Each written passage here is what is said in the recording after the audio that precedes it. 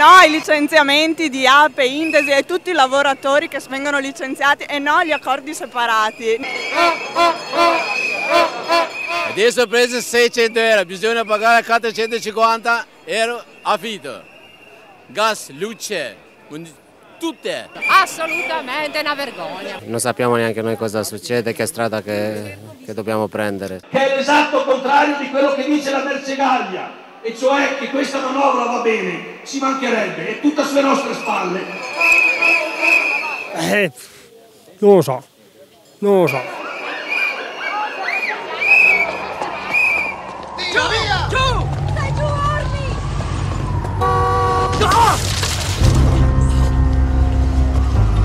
Scendi dalla macchina! Aiuto!